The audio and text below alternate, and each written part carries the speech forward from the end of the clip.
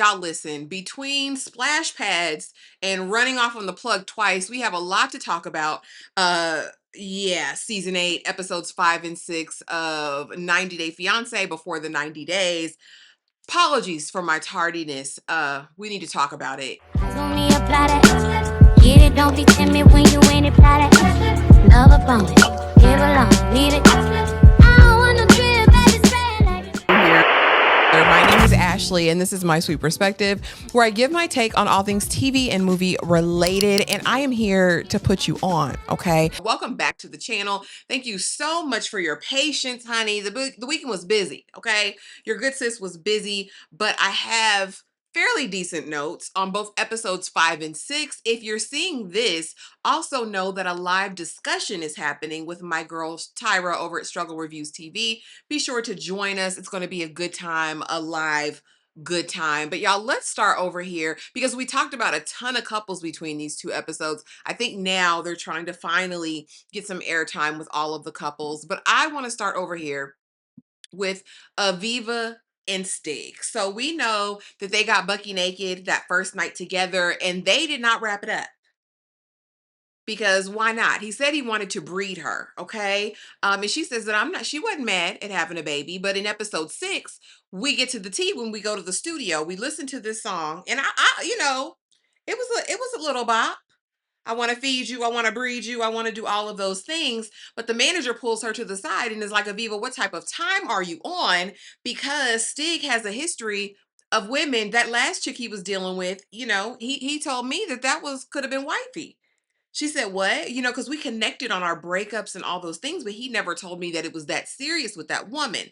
Aviva, you not built for that life. Stig is clearly an F boy, certified. And it is just what it is, sister. I don't know what made you lay down with that man with no protection. Outside of the potential for a baby, honey, there's a potential for a lot of other things as well. Okay. A potential for a whole lot of other things as well. And Stig, of course, is like, no, you're reading too much into it. And she says, well, you were in Texas. What happened in Texas? Because you didn't ask me, you didn't invite me. He said, it was a quick show. Overnight. I didn't even see my family while I was there. That had to be something. And my thing is, sister, baby, you went all the way over here, slept with him raw, not knowing the very basics of basic information. Now, was the manager being messy? Absolutely. But did she need to know the truth in some capacity? Yes, because Stig's not going to tell her. He wanted a white woman, okay, to add to his repertoire of melanated Nubian queens. I mean, it just is what it is. I want to have compassion for Aviva, but it's like you go into this kind of having to know, baby. He's an entertainer. He's been unattached in terms of not being married. And even in that situation, that's still possibilities for disaster. I just really can't believe you talking about a baby and you just met this man in real life. That's what I don't understand. Next, we had Forrest and Sheena. And now I fear I understand Sheena greater, okay? Because all this time it was very much like, no, Forrest needs to come meet my parents alone. Is she harvesting the American dollar? We come to find out she can't harvest what's not there. Forrest living off of disability, okay? Social Security disability. He has not worked in several years. He says he gets to a job and he messes up so much they can't afford to keep him on. And so he just stopped trying. You just stop trying. And so, Sheena, I don't know if she's like, drop it in the comments. Is she actually a veterinarian or is she like, clarify that for me. In this episode, she says that she is an actual veterinarian. They have the conversation with Molly. Molly, you cannot come. You are not welcome in the inn. You can come the next day, but this first day, I have to figure out how I'm going to present this brokey to my parents. So I fear the confusion wasn't just so much about, the secrets and lies, because really, if we sit down and think about it, after having this new information, you weren't giving him money that Forrest was sending you. This was your own money that you were providing to your parents. Now you want her to subsidize Forrest's life, Molly? Because now to me, the full court press doesn't make as much sense. She's not using Forrest for anything. She's trying to save face. She's probably been telling them people Forrest been sending money. Because she said, now I have to let my parents know that he's a brokey. So up until this point, they don't know. Now, the conversation I'm looking forward to with the father, and he says, I'm here prepared to protect her because they're the villains. And I fear she's been trying to protect you, Forrest. So, I mean, I'm back on Sheena's good side at this point. The only thing now I can say to Sheena is, baby, why Forrest? He doesn't seem to be offering anything to the situation. Sheena seems like she is more than willing to take him on and take care of him, but that's not the life. Again, Molly, it is eating up her draws that she cannot go. But I actually agree with Sheena. Go have him stand on his own 2 feet. Let him explain this. In this, she's even encouraging, like, Forrest, you can get a job, you can find work, you can be an active member in society. And girl, I don't know, I don't know if he can, I don't know if he wants to be. I feel like he's gotten comfortable. He's complacent, of course, because he's getting his little coin, but also Mama Molly is probably chipping in to help with things as well. Y'all drop it in and let me know.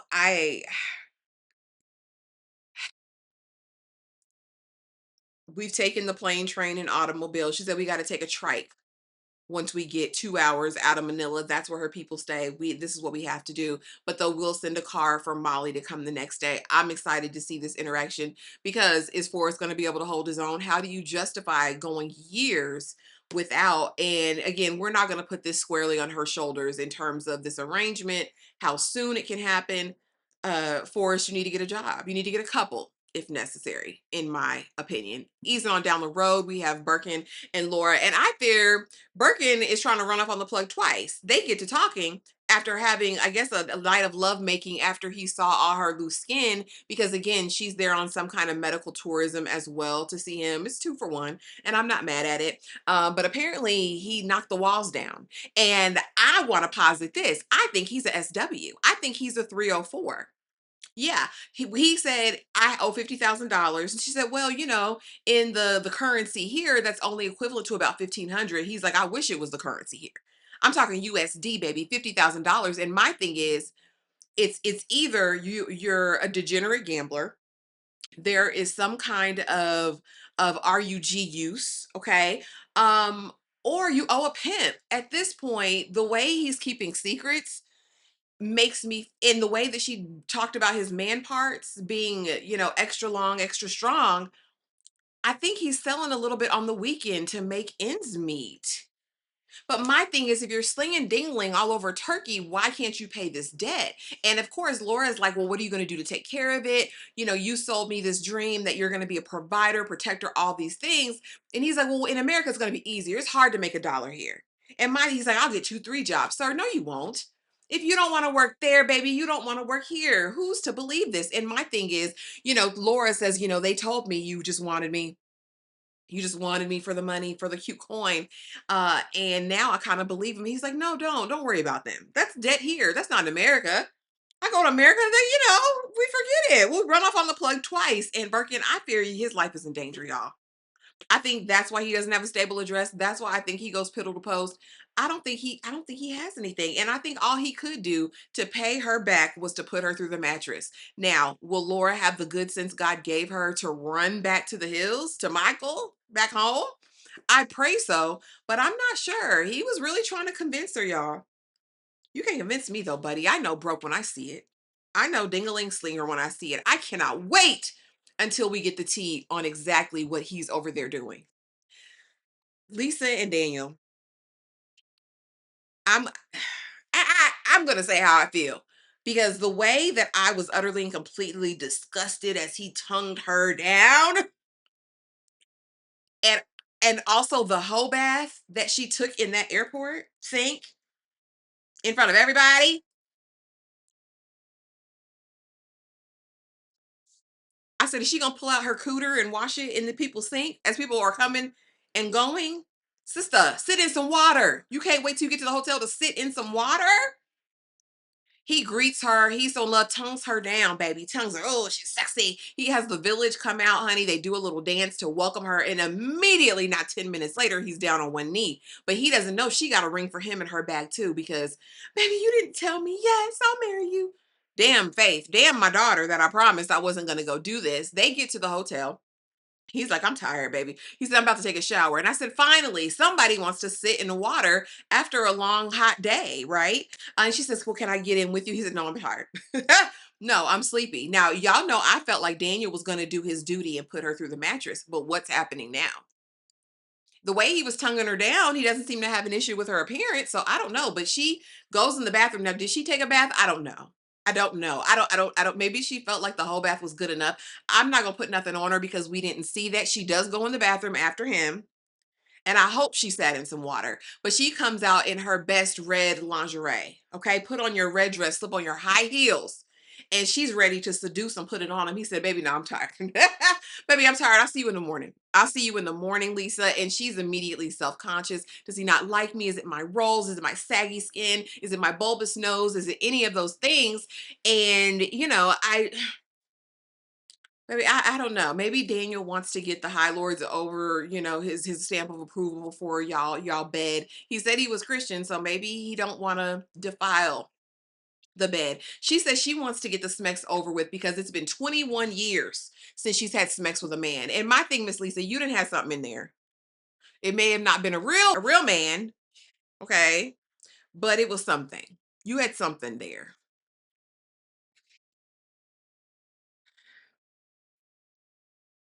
I don't want to talk about it anymore. I don't want to talk about it anymore. Next, Emma and Zaid?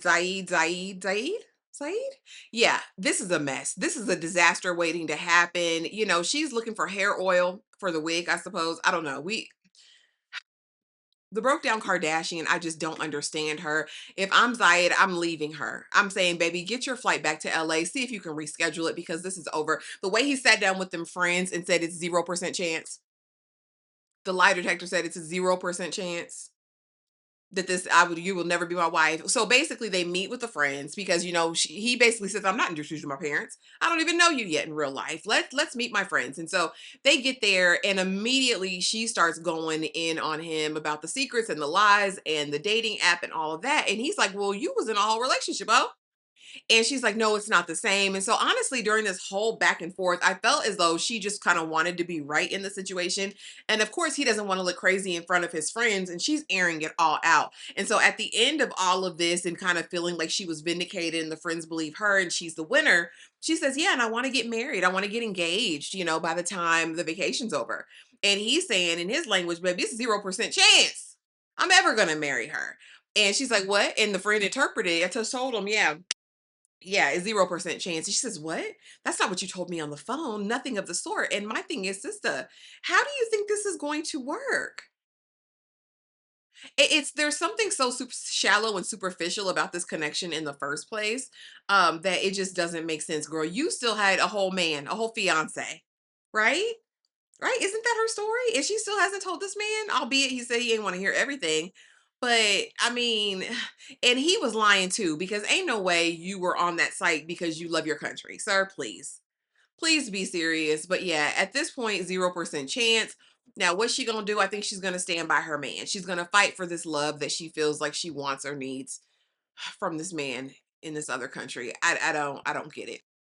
Next, we have Trish and Rick. This is vile and disgusting, and he is the worst person maybe on 90 Day History. I don't know. I can't stand his ass. Rick is a 52-year-old Michael Strahan menace. Okay. That's exactly who Rick is. And so we meet them fresh in the afterglow, bathing in all of the stuff because apparently she's a water gun in the bedroom. She's a water blicky, a fountain, if you will, a gusher, okay? And so I guess she had sent him a video a long time ago and he's been planning for it because he done bought a splash pad, a tarp of sorts, a trash bag, a $50 trash bag to lay over the bed because he says he's not paying for mattresses to get ruined.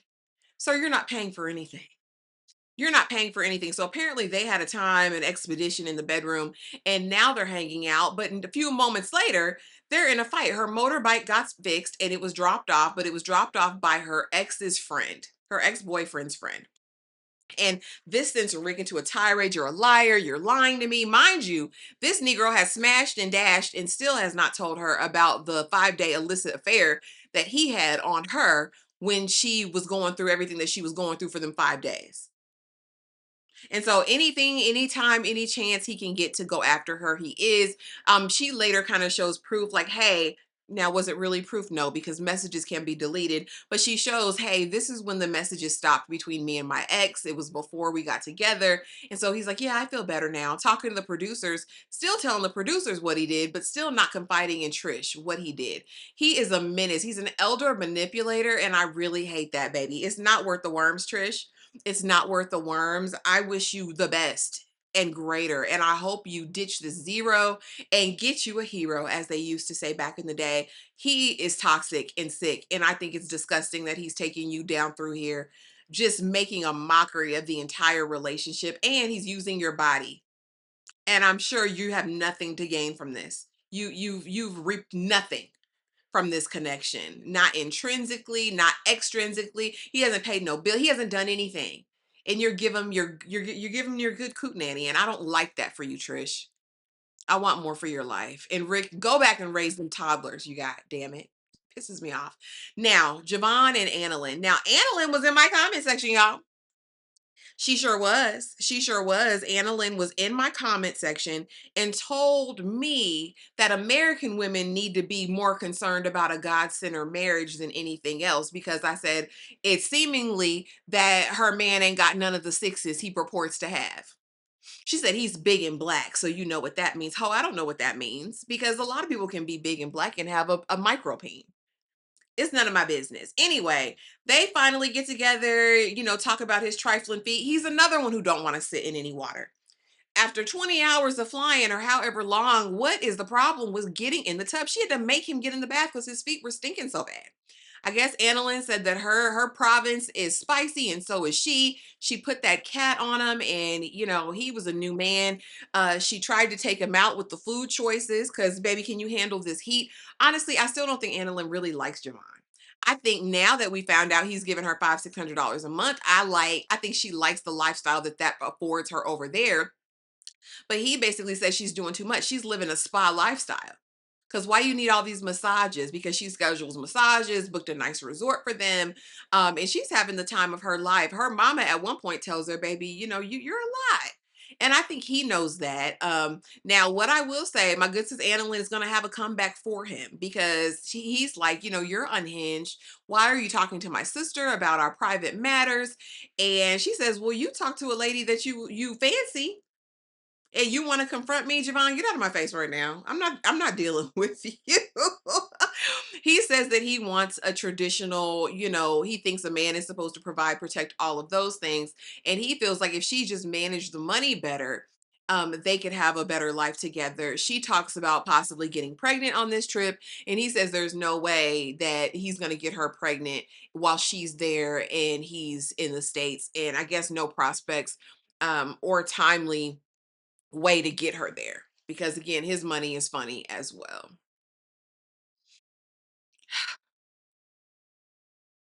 That's all I can say. But Annalyn, don't talk to me about women in the West what we want. You worry about you want and your broke man. That's what I want you to do. But y'all, drop it in the comments. Let me know what you're thinking of 90 Day Fiance before the 90 days, season 8. Is it giving you everything you need? Is there hope for any of these couples? If you could do me a favor and drop in the comment section the couple you think that can make it. Just give me one couple you think is gonna make it. Let's see if we can keep hope alive. But all these people, Godspeed, child.